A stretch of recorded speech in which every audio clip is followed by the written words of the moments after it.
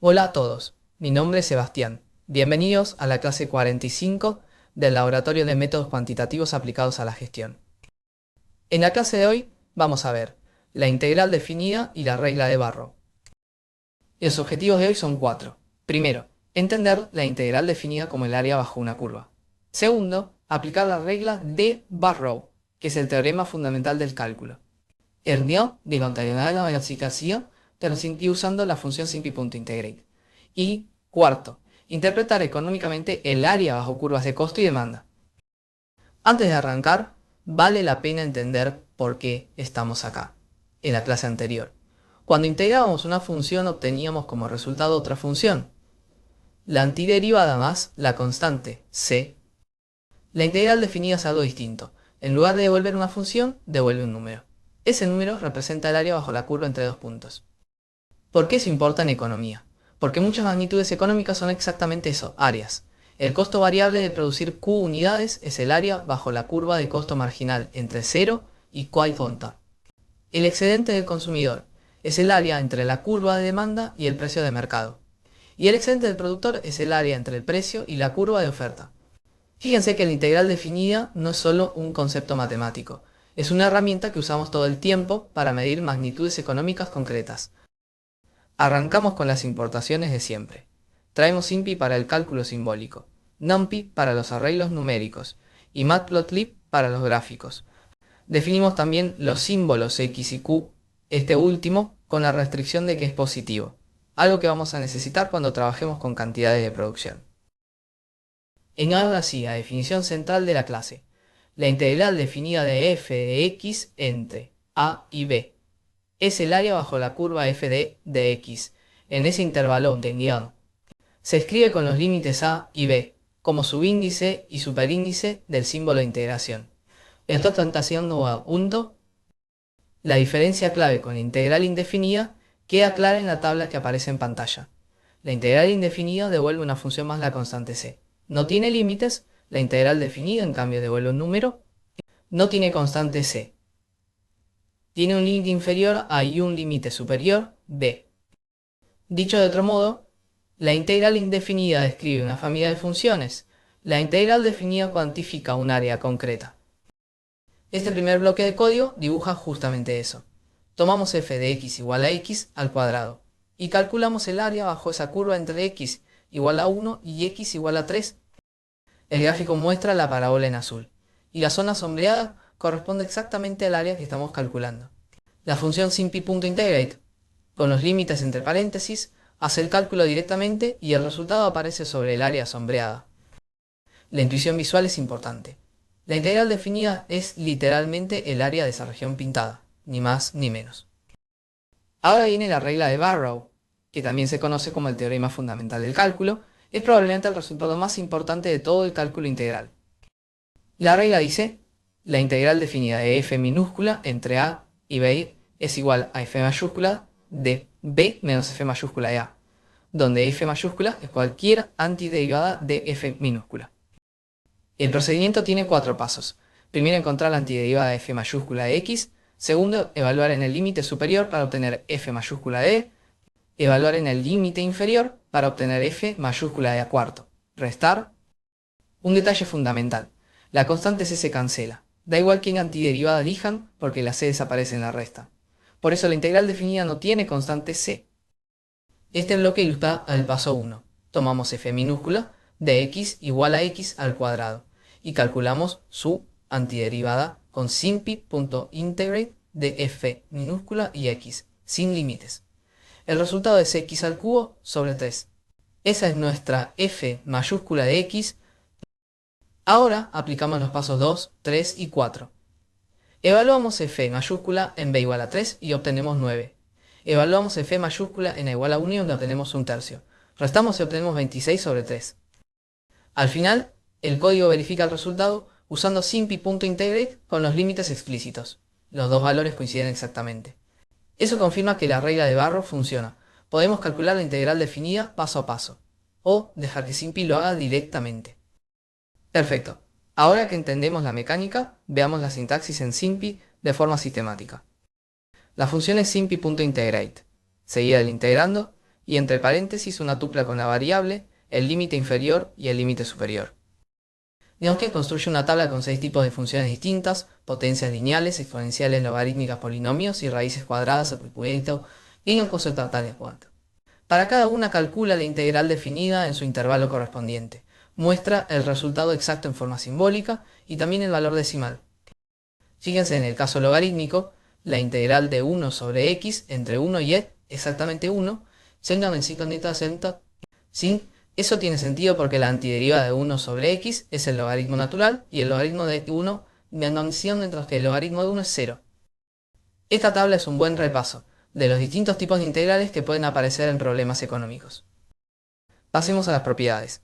La integral definida tiene 3 propiedades que conviene conocer bien, porque simplifican enormemente los cálculos. La primera es la linealidad. La integral de una suma es la suma de las integrales. Y la integral de una constante por una función es la constante por la integral de esa función. El código verifica esto. Calcula la integral de x cuadrado más 3x entre 0 y 2 de dos maneras. Primero junta todo, después separa. Los resultados son idénticos. Esta propiedad es la misma que vimos con derivadas y aparece en muchos contextos.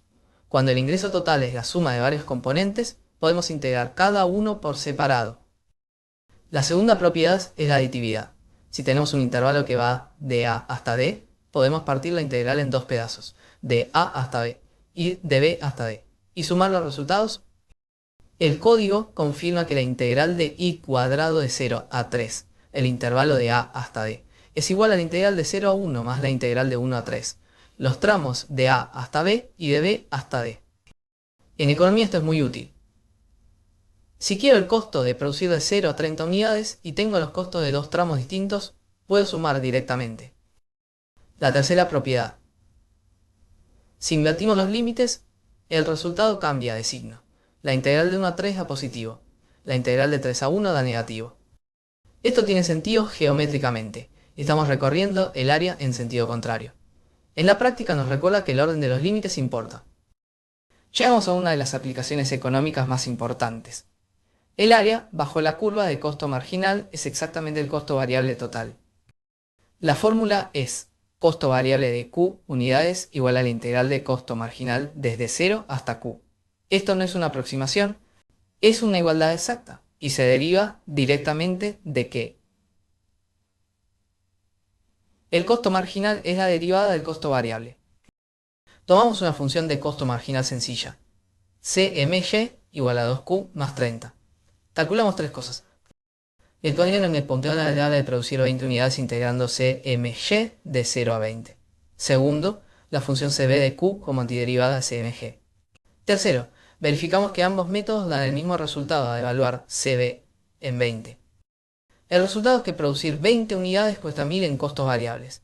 Básicamente el costo marginal empieza en 30 y sube linealmente. Así que el área bajo esa recta entre 0 y 20 forma un trapecio cuya área es 1000. El gráfico lo hace visual. Vemos la recta de costo marginal en rojo y el área sombreada en azul es el costo variable, total de producir 20 unidades. La intuición económica es directa. Cada unidad adicional que producimos tiene un costo marginal distinto. Al sumar todos esos costos marginales, uno por uno tenemos el costo variable total. Y eso es exactamente lo que hace la integral. Ahora extendemos esta idea al costo adicional de pasar de una cantidad a otra. La pregunta es, ¿cuánto cuesta aumentar la producción de 10 a 25 unidades? El código calcula la integral de CMG entre 10 y 25 y también verifica usando la función CB. CB de 25 menos CB de 10. Fíjense que esto es exactamente la regla de Barrow aplicada al contexto económico.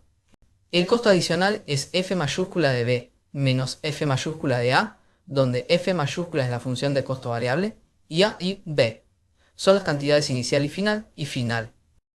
El gráfico muestra el área naranja entre Q igual a 10 y Q igual a 25. Eso es el costo adicional. No necesitamos calcular el costo desde cero. Solo nos importa la franja entre los dos niveles de producción. Esto es muy útil en decisiones de expansión. Si ya estoy produciendo 10 unidades y quiero llegar a 25, solo necesito integrar en ese tramo. Ahora vamos un paso más allá. El área entre dos curvas.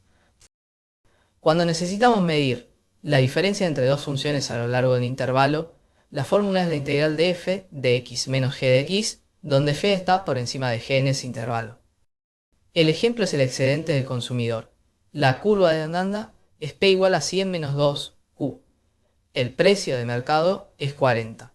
El código encuentra la cantidad de equilibrio, donde la demanda iguala al precio, usando simpi.solve, y calcula el área entre la curva de demanda y ese precio. Eso es el excedente del consumidor, el beneficio que obtienen los consumidores porque pagan menos de lo que estarían dispuestos a pagar. El gráfico lo muestra claramente. La curva de demanda en azul, el precio horizontal en rojo y el área verde entre ambas.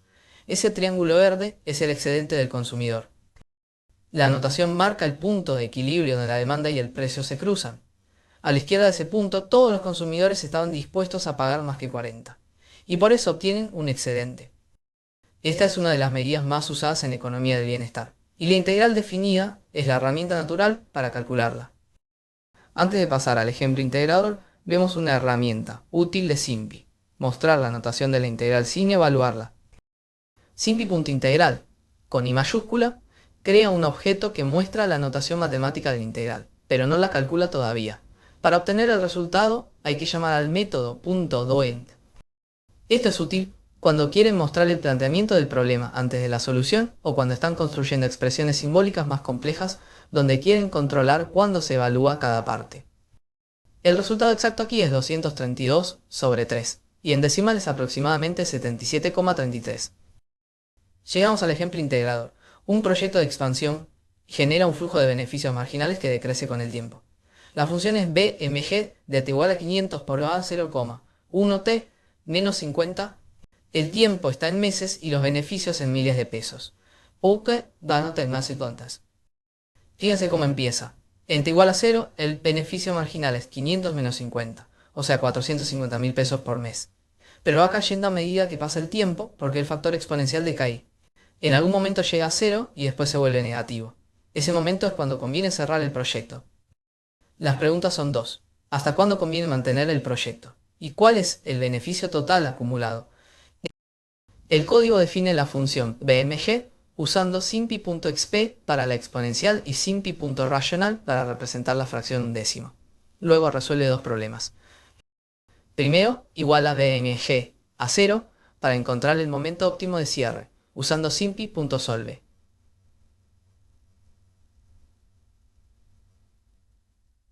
Segundo, integra BMG desde 0 hasta ese momento de cierre para obtener el beneficio total acumulado.